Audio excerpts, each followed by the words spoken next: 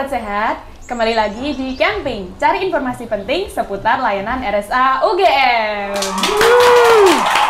Baik, masih bersama dengan saya Kania. Hari ini kita kedatangan tamu yang gak kalah spesial, yaitu dokter. Siapa dokter? Monggo perkenalan dulu. Dokter Muhammad Pradana Anindita, spesialis anestesi. Baik, dokter biasanya dipanggil siapa nih dokter? Dokter Danang. Oke, dokter Danang. Oke, dokter Danang di sini tadi sudah disebutkan ya sahabat sehat, kalau beliau merupakan salah satu dokter spesialis anestesiologi di Rumah Sakit Akademik UGM Yogyakarta. Oke, udah tahu nih kita bahas soal anestesi ya. Anestesi itu apa sih dok sebenarnya dok? Kalau buat orang awam ya, orang luar itu dokter anestesi itu adalah dokter bius. Oke. Ya, jadi kalau dioperasi biar pasien itu tidak merasa sakit, tidak merasa cemas, nah disitulah fungsi dokter anestesi.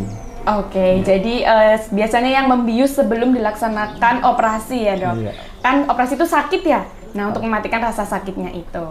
Oke, nah sahabat sehat yang perlu diketahui bahwa saat ini di RSA UGM itu menyediakan salah satu fasilitas yaitu instalasi bedah sentral di mana dapat melakukan pembedahan bervariasi nih, mulai dari pembedahan ringan sampai yang berat.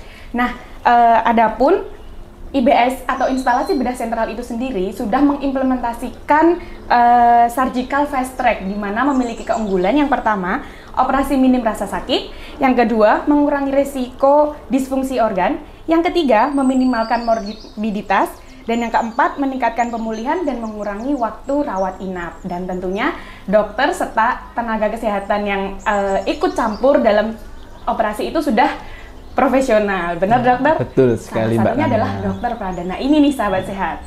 Oke, operasi itu bermacam-macam ya dok. Tapi kan yang paling sering tuh biasanya SC atau operasi sesar ya dok? Ya, salah satunya ya, seksio cesaria ya. Ya benar. Nah, di RSA UGM sendiri, yang perlu sahabat sehat ketahui bahwa sekarang di operasi sesar itu kami sudah mengimplementasikan ERAX nih ya dok, atau Enhanced Recovery After Cesarean Surgery.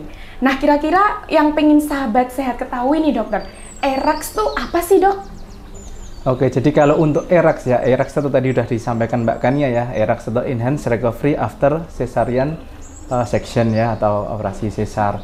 Jadi adalah metode gimana mempercepat pasien ibu melahirkan secara sesar itu untuk pulih lebih cepat dari operasi sesar biasa. Ya, jadi harapannya adalah pasien nanti bisa segera mobilisasi, makannya bisa lebih cepat, kemudian bisa berakibat pulangnya juga bisa lebih cepat, sehingga biaya mondok di rumah sakit juga lebih irit atau lebih hemat. Seperti itu intinya. Oke. Kan biasanya kalau dibius sebelum sesar itu kan bius separuh ya dok. Dimana kalau nggak pakai metode ERAX ini nih, itu bakal proses pemulihannya lebih lama ya dok? Ya, karena kalau dulu itu kan untuk operasi sesar, ibu-ibu yang mungkin dulu dilakukan spinal anestesi, disuntik punggungnya, bius paruh ya, itu kan disuruh bed rest atau tirah baring lama selama 24 jam. Baru boleh gerak setelah itu kan paradigma lama seperti itu. Jadi 1 hari sendiri sudah buat pemulihan, belum nanti mulai belajar duduk, berjalan dan lain-lain, berakibat ya mondoknya menjadi semakin lama. Semakin lama, seperti itu. Baik. Oke nih dok, tadi kan udah tahu nih keunggulan ERAX tuh ternyata yang pertama bisa mengurangi length of stay-nya di hospital, terus bisa meminimalkan dana juga yang dikeluarkan ya dok, dan itu akan jauh lebih efektif dan efisien buat pasien maupun buat tenaga medis. Benar. Oke, nah kira-kira nih dokter bisa kasih gambaran nggak buat sahabat saya di rumah proses bius untuk operasi sesar tuh kayak gimana dok? Sebenarnya kalau untuk ERAX sendiri ya mungkin kita fokusnya ke ERAX ya. Jadi ERAX itu sebenarnya suatu metode yang sudah lama ya. Dulu namanya tuh ERAS, Enhanced Recovery After Surgery ya. Pertama kali dikenalkan pada operasi usus dulu. Kemudian dikembangkan akhirnya sampai ke operasi obstetrik yang di sini kita bicara ERAX ya. Jadi sebenarnya kalau untuk biusis tidak terlalu banyak berubah, tapi di sini yang perlu digarisbawahi adalah dengan ERAX itu adalah kita kerja sama tim, jadi pasti kita harus lakukan multidisiplin. Di sana ada dokter anestesi, ada dokter obsgin, ada ahli gizi, perawat, bidan, atau mungkin sampai dengan psikolog untuk ngebantu pasien juga.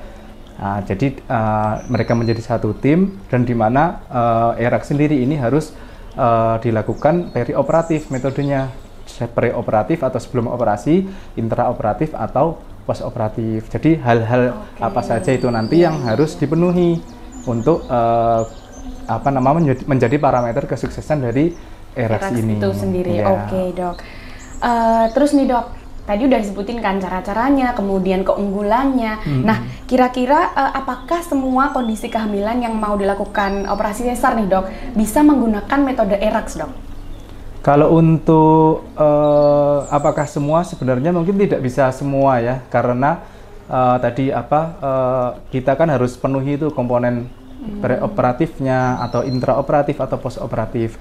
Jadi pada pasien-pasien ibu-ibu yang mungkin terjadi berbagai penyulit atau komorbid, misalnya dengan ada gula darah tinggi atau eklamsi atau kejang sebelum operasi atau pendarahan yang harus memerlukan operasi gawat darurat, seperti itu kan pasti banyak komponen yang mungkin tidak terpenuhi. Tetapi kalau untuk pendekatan ERAX mungkin tetap bisa kita lakukan. Jadi komponen mana yang masih bisa kita berikan, kita lakukan, yang tidak bisa ya tidak dilakukan, seperti itu.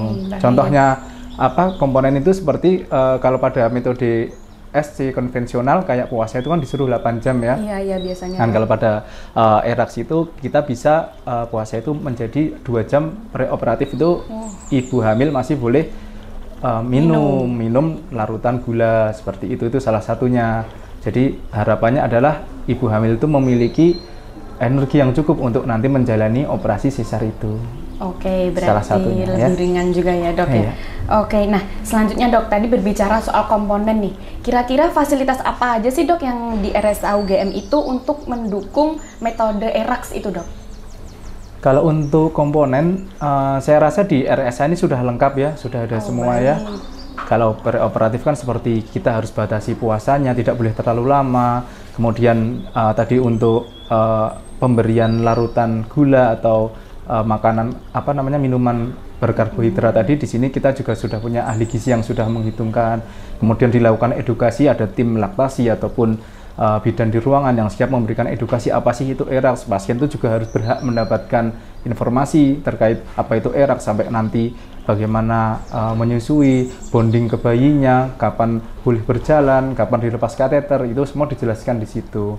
Jadi kalau untuk fasilitas, saya rasa di RSA ini sudah ada semua ya, laboratorium, psikolog, ahli gizi, semua sudah ada. Baik, sudah lengkap banget sudah ya dok, berarti ya. Di sini dok. Iya. Oke, selanjutnya nih dok, pertanyaan terakhir. Kira-kira apa sih dok perbedaan metode seksio cesaria atau operasi sesar dengan ERAX dan operasi sesar yang tidak menggunakan ERAX dok? Oke, itu tadi mungkin kalau untuk yang metode konvensional ya, atau yang mungkin bukan ERAX, itu tadi yang pertama adalah biasanya ibu hamil itu disuruh puasa 8 jam, stop makan, stop minum. Jadi nanti saat pasien pasien akan menjalani operasi itu takutnya adalah tidak punya tenaga yang cukup. Jadi sampai 2 jam kalau pada metode ERAX, pasien ini masih boleh minum larutan gula. Itu yang paling berbeda mungkin di situ.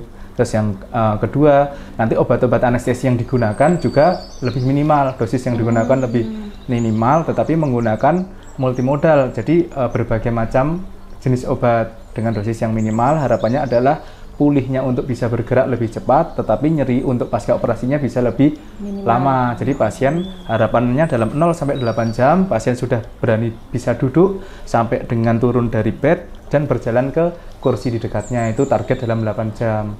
Dalam 2 jam pasca operasi, pasien diharapkan sudah bisa minum teh, makan roti ringan, dan dalam 4 jam pasien sudah diharapkan sudah bisa makan minum seperti biasanya. Nanti kateter dilepas lebih awal sehingga memudahkan pasien untuk berjalan. Oke, beraktivitas berarti juga lebih cepat ya dok? Benar, jadi harapannya dengan pasien tidak merasakan nyeri sudah bisa mobilisasi, bonding dengan bayinya jadi bisa lebih baik.